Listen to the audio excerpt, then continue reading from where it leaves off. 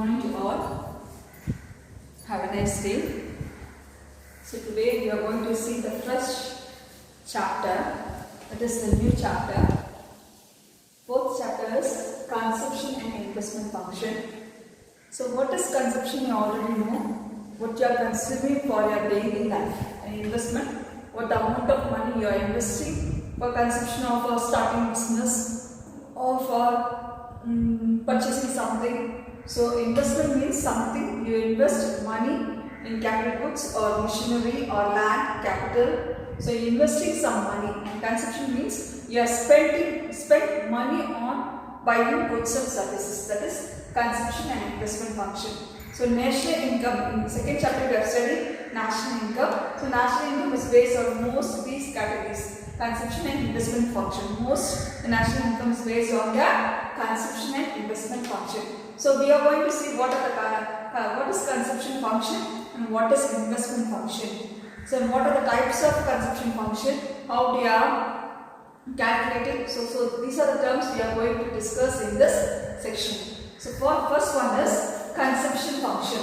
Consumption function is also called as propensity to consume. Propensity to consume. Propensity to consume na enna? So என்ன சொல்வாங்க, மனம் சார்ந்த சார்பு சொல்வாங்க. மனம் சார்ந்த சார்பு நம்ம என்னெல்லாம் நினைக்கிறோம், எப்படி பர்ச்சேஸ் பண்றோம், ஆசைப்படுறோம். ஸோ அதுதான் என்ன சொல்றது, மனம் சார்ந்த சார்புன்னு சொல்றது propensity to consume னு சொல்றாங்க. It is also called as இயற்கை குணம் or முன்கணிப்பு. இயற்கை குணம் or முன்கணிப்பு. இயற்கை குணம் நம்ம இயற்கையா சார்ந்த குணங்கள், எப்படி ஒரு பொருளை பர்ச்சேஸ் பண்றோம், எப்படி கன்சியூம் பண்றோம். ஸோ ப்ரொபன்சிட்டினா என்ன, நம்மளுடைய இயற்கை சார்ந்த குணங்கள், நம்மளுடைய மனசார்பு, இது எல்லாமே சேர்ந்த வேர்டு தான் இது ப்ரொபன்சிட்டி. இயற்கை குணம் or மனசார்பு அப்படின்னு சொல்றோம்.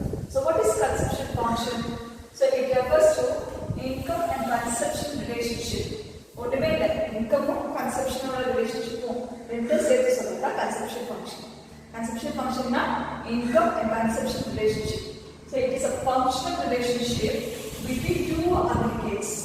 ஸோ இது ஃபங்க்ஷன் சொல்றாங்க, ஃபங்க்ஷனல் ரிலேஷன்ஷிப். இது வந்து நம்ம இன்னும் படிச்சதுதான் வெறும் எக்கனாமிக்ஸ் போக்க பார்த்தோம். இப்போ இந்த டேர்ம்ஸை பார்க்க போகிறதுல மேத்தமெட்டிக்கல் டேர்மா நம்ம என்ன பண்ணுறோம், ப்ரூவ் பண்ண போகிறோம், படிக்கிறோம். ஓகேவா? ஸோ அதான் ஃபங்க்ஷனல் ரிலேஷன்ஷிப். ஃபங்க்ஷன் எங்கே படிப்போம், மேக்ஸில் தான் படிப்போம். F of Y, F of X, F of Z இந்த மாதிரி ஃபங்க்ஷனோட படிப்போம்ல. ஸோ அந்த மாதிரி இந்த டாபிக்கை நம்ம படிக்க போகிறோம். Between two aggregates. இந்த டூ அக்ரிகேட்ஸ்னா டோட்டல்ஸ் வந்து. So total consumption and gross national income, அதாவது கன்சப்ஷன் அண்ட் இன்கம் பற்றி படிக்க போகிறதா இந்த கன்சப்ஷன் ஃபங்க்ஷனை படிக்க போகிறோம். So C equal to f of y. f of y என்ன, ஃபங்க்ஷன் சொன்னாங்க. C means consumption, f means function, y means income. So C equal to f of y.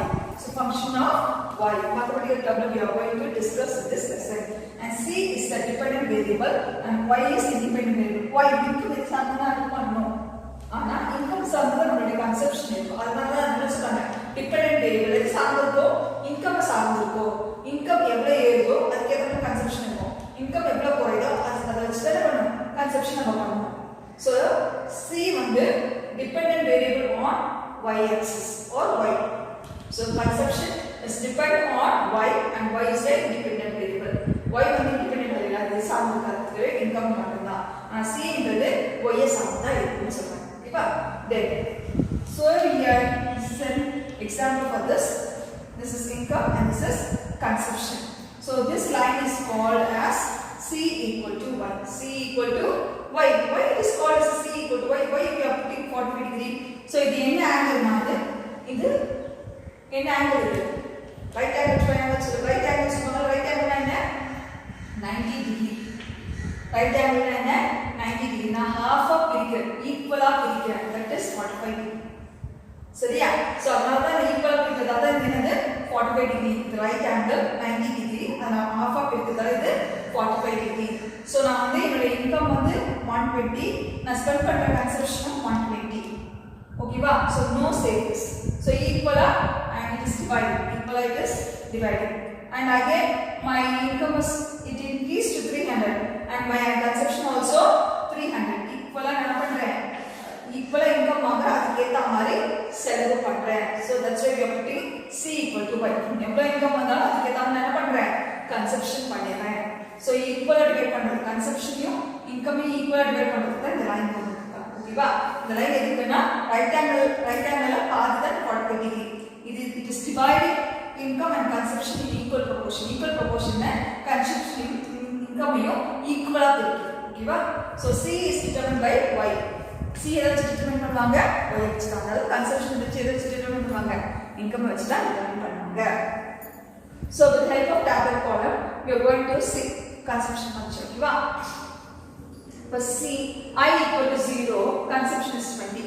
I equal to 0 னா என்னமா? 0 னா எனக்கு எந்த இன்கமுமே கிடையாது. ஆனா அதுக்கு வந்து செலவு பண்ணாம இருக்க முடியுமா? நான் இன்னைக்கு கையில ஒரு 10 ரூபாய் இல்லைனா கூட நான் என்ன பண்ணுவேன்? கடன் வாங்கியாவது நான் இன்னைக்கு சாப்பிடணும். ஒரு 10 ரூபாய் இட்லி வாங்கி சாப்பிடணும்னா I will borrow somewhere else. இல்லை ஏதாவது ஒரு பொருளை விற்பேன். ஸோ அந்த மாதிரி வித்தோ வாங்கியோ இல்லை borrow பண்ணியோ என்ன பண்ணுவேன்? அன்னையோட கன்சூமிங்கை I will do. ஓகேவா? ஸோ அந்த டெய்லி லைஃபுக்கு எனக்கு தேவையானதை நான் கன்சியூம் பண்ணுறது கண்டிப்பாக என்ன பண்ணணும்? I will purchase something. So அவங்க இன்கமே இல்லைனா கூட I will consume. அதனால தான் இங்கே I equal to 0. அப்போ கன்சப்ஷன் 20 என்ன பண்ண வரும்? சேவிங்ஸ். இன்கமே இல்லை நான் எப்படி சேவ் பண்ணுவேன்? அப்போ there is no savings. அதனால தான் இங்கே -20. சரி, எனக்கு இன்கம் 60 கிடைக்குது, என்னோட கன்சப்ஷன் வரவில்லை, செலவு ஜாஸ்தியாக இருக்குது. அப்போ சேவிங்ஸ் அங்கே என்ன இருக்கும்? -10. இங்கே வந்து நான் 120 இன்கம் வாங்குறேன், ஆனால் 120 செலவு பண்ணிடுறேன். அப்போ என்ன ஆகுது? there is no saving. ஈக்குவலாக வாங்குறேன். இன்கம் எவ்வளோ வாங்கணுமோ அவ்வளோ என்ன பண்ணுறேன்? கன்சப்ஷன் பண்ணுறேன். அப்போ there is 0. அங்கே பாரு 180 என்னுடைய இன்கம், 170 என்னுடைய கன்சப்ஷன். அப்போ நான் என்ன பண்ணுறேன்? சேவிங்ஸை ஸ்டார்ட் பண்ண ஆரம்பிக்கிறேன்.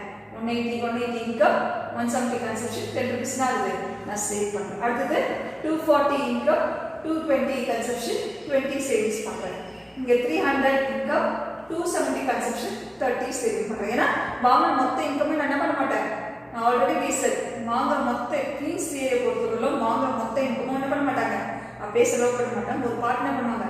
they will use for their future contingencies and they will keep as a saving. ஓகேவா? இப்போ 360 இன்கம், 320 கன்சப்ஷன், 40 அந்த என்னுடைய சேவிங்ஸாக இருக்கும். ஸோ assuming that, ஸோ இப்போ நம்ம என்ன பண்ணுறோம்? y equal to 200. நம்ம என்ன பண்ணுறோம்? marginal propensity to consume கண்டுபிடிப்போம். marginal propensity to consume. So இந்த symbol என்ன சொல்லுவாங்க? delta C. இதுக்கு ஃபார்முலா என்ன? MPC equal to delta C by delta Y. C means consumption, Y means income. So I am taking Y equal to 200 and Y equal to 300. C வந்து 260 and C is 340. So இங்க வந்து change in income. delta உங்களை என்ன அர்த்தம்? change in income போடுங்க பாருங்க. MPC equal to change in consumption by change in income. So delta னா என்னன்னா change in சொல்வாங்க. change in ratio or change in income, ratio of consumption or ratio of income or change in income or change in consumption சொல்வாங்க. So நான் என்ன பண்றேன்? C by Y பண்றேன். So C by Y கண்டுபிடிக்கிறேன். So consumption வந்து 260, இங்க வந்து consumption வந்து எவ்வளவு? 340, இங்க வந்து 260. So அது change in income எவ்வளவு? சப்ட்ராக்ட் பண்ணி பார்த்தா 80. அதுவே நான் income பார்த்தனால வருது 300 minus 200, அப்ப 100. So delta C by delta Y equal to 80 by 100 equal to 0.8. 0 0 cancel ஆயிடுது. அப்ப 10 போகாது. 10 வெளியில போகாதுன்னா நம்ம பாயிண்ட் வச்சு, அதாவது 0 பாயிண்ட் வச்சு எங்க பண்ணுங்க? 0 ஆட் பண்ணுங்க. அப்ப 80 ஆகும். என்னது? 0.8 இருக்குதா? வேல்யூ வரும். இதுதான் marginal propensity to consume. 0.8. ஓகேவா? So இத வந்து நம்ம நார்மலா கண்டுபிடிக்கிறது. So இப்போ if income is 100 வந்து இருக்கு. இப்போ income வந்து 100 இருந்தா எவ்வளவு இருக்கும்? சும்மா நம்ம போட்டு பார்ப்போம். income வந்து 100 இருந்தா consumption எவ்வளவா இருக்கும் பார்ப்போம். ஓகேவா? So A equal to constant னா அது மாறாம இருக்கும். அது நம்ம எந்த நம்பர்னாலும் நம்ம எடுத்துக்கலாம். ஓகேவா? So இங்க வந்து நான் taking A as 100 plus B வந்து என்ன? நம்ம என்ன marginal propensity to consume கண்டுபிடிச்சோம். அதுதான் B 0.8. income என்ன சொன்னேன்? income 100. So 100 plus 8 into 100, 800 point வச்சுனா என்ன ஆகும்? 800 தான் பாயிண்ட் வச்சு தள்ளி வச்சுனா ஒரு பாயிண்ட் தள்ளி வச்சுனா ஆகும். அது 80 ஆ மாறும். So 100 plus 80 180. ஓகேவா? இது நம்ம நார்மலா கண்டுபிடிக்கிற கன்சப்ஷன் மெத்தட். So இது மேத்தமேட்டிக்கல் டேர்ம்ல பண்ண போறோம். மேத்தமேட்டிக்கல் டேர்ம்ல பண்ண போறோம். அதுதான் A plus BY போட்டோம்ல, அதுதான் மேத்தமேட்டிக்கல் டேர்ம். அதாவது C equal to A plus BY. C equal equal to A plus by. A is greater than 1 and B is less than 1. A எப்பவுமே greater than 1 ஆ இருக்கும். B equal to always less than 1. அதாவது நம்ம என்ன பண்றோம் 0.8 answer பண்ணுவோம். 0.8 என்ன less than 1. So அதனால A is always greater than 1, B is always less than 1. So marginal propensity equal to change of consumption by change of income. So இத வச்சு நம்ம கண்டுபிடிச்சோம்னா என்ன வரும் y intercept போட்டுக்கலாம். A plus by equal to, so நான் என்ன பண்றேன் இந்த டயகிராம் வச்சு எக்ஸ்பிளைன் பண்ண போறேன். So y வந்து இங்க என்ன 20. So first இந்த டயகிராம் பார்த்தலாம், அதுக்கு அப்புறம் இது போலாம். ஓகேவா? So I'm putting a diagram. So இது வந்து consumption, x axis வந்து income, y axis வந்து consumption. So போட்டுட்டு I'm drawing the line. என்ன லைன் போடுறானே நார்மலா consumption எப்படி இன்கமும் consumption ஈக்குவலா பிரிக்கிற லைன் போடுறேன். So c equal to y நான் போட்டேன். ஓகேவா? then 120 இங்க என்ன இருக்கு 120 கடா. so 120 consumption and 120 income. so ஈக்குவலா பிரிச்சுட்டாங்க. 120 consumption 120 income. so ஈக்குவலா பிரிச்சுட்டாங்க. so there is no saving. so அதனே ஈக்குவல் ஆயிடும். then 170 consumption and 180 income. இங்க என்ன ஆகுது 170 வந்து என்னோட consumption, ஆனா என்னோட income வந்து 180 income. so இங்க வந்து consumption ஆகுது, நான் 180 பண்ணல. எவ்வளவு பண்ணிருக்கேன் 170 தான் பண்ணிருக்கேன். அப்போ என்னோட சேவிங்ஸ் என்ன இந்த பார்ட் பத்தியா எவ்வளவு சேவிங்ஸ் என்னோட பார்ட் வந்து 10 rupees. என்னோட சேவிங் பார்ட் எவ்வளவு 10 rupees. அதுதான் என்னது இங்க வந்து நான் ஸ்டார்ட் பண்ணி ஒரு ஃபிளாட் லைன் போடுறேன். அதாவது இந்த லைன் என்ன ஸ்டார்ட்டும் இது வந்து சேவிங்ஸ். சோ இந்த கேப் இருக்குது சேவிங்ஸ். கன்சப்ஷன்ல நான் இவ்ளோ பார்ட் என்ன பண்றேன் சேவிங்ஸ் பண்றேன். That is 10 rupees. இங்க என்ன 10 rupees. நான் போக நான் 20 30 40 நான் இன்க்ரீஸ் ஆயிட்டே போகும். Why I am starting here? Why I am putting here? Because of 20 autonomous consumption. Autonomous consumption இன்கமே இல்லனா கூட நான் என்ன பண்ணுவேன் என்னோட கன்சப்ஷன் என்னோட daily consumption Kosam I will start doing consumption. so அதனால தான் நான் என்ன பண்றேன் இங்க 20 போடுறேன். 20 போட்டு I'm drawing a flat line which shows there is something saving is there. so நான் இங்க வந்து ஈக்குவலா பிரிச்சா கன்சம்ஷனும் இன்கம் ஈக்குவலா பிரிஞ்சிருக்குன்னு அர்த்தம். ஓகேவா? ஆனா நம்ம என்ன பண்றோம் ஒரு 10 rupees சேவ் பண்றோம். so 170 180 வந்து இன்கம், 170 வந்து கன்சம்ஷன். அப்போ இந்த 10 rupees வந்து என்னுடைய சேவிங்ஸ். அந்த சேவிங்ஸ் டிட்டர்மைன் பண்றது தான் இந்த நம்ம இன்னொரு லைன் வச்சிருக்கல இந்த லைன் தான் இந்த சேவிங்ஸ் லைன். அதனால தான் நான் என்ன பண்றேன் என்னோட ஆட்டோனமஸ் இன்கம் 20 பாயிண்ட் வச்சு 20 போட்டு நான் பண்றேன் another லைன் பண்ணிறேன். அதனால தான் இத s போட்டு கன்சப்ஷன்ல ஒரு இந்த கேப் என்ன சொல்றேன் நான் s ன்னு சொல்றேன். ஓகேவா? சோ அதனால தான் நான் என்ன பண்ணேன் c = என்ன போட்டுட்டேன் நான் 20 னா இஸ் கான்ஸ்டன்ட் ஆர் இன்டர்செப்ட் சொல்லுவாங்க. மேக்ஸ் இன்டர்செப்ட் சொல்லுவாங்க. இங்க என்ன சொல்றாங்க கான்ஸ்டன்ட் சொல்றாங்க. கான்ஸ்டன்ட் மாறாது. என்னதான் நம்ம என்ன பண்ணோம் நம்ம வந்து இன்கமே என்ன கூட நம்ம டெய்லி கன்சியூம் கோர்ஸ் நம்ம அமௌண்ட் ஸ்பெண்ட் பண்ணி தான் இருக்கோம். இட் வில் பி கான்ஸ்டன்ட், மாறவே மாறாது. அதனால தான் என்ன கொடுப்போம் 20 போட்டு we already கண்டுபிடிச்சோம்ல 0.8 y போட்டு. ஓகேவா?